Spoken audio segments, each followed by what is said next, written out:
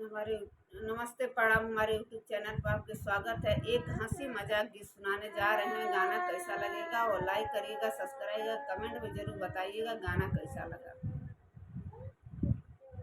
ऊपर चलेला जहाज, नीचे करेला आवाज। ऊपर चलेला जहाज, नीचे करेला आवाज। ऊपर चलेला जहाज, नीचे करेला आवाज।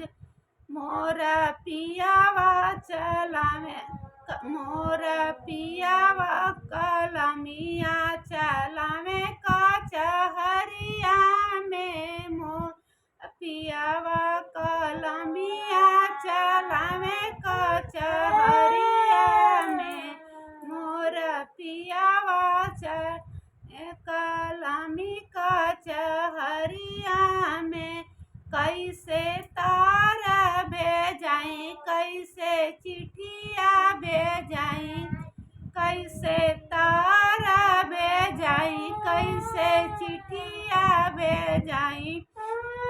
कैसे तार भेजाई, कैसे चिट्ठिया भेजाई।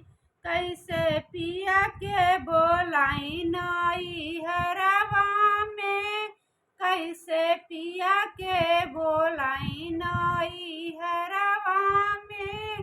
कैसे पिया के बोलाई नई हरवा में।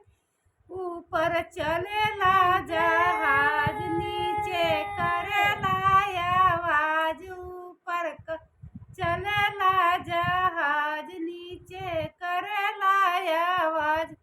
ये गाना कैसा लगे और कमेंट में जरूर बताइएगा।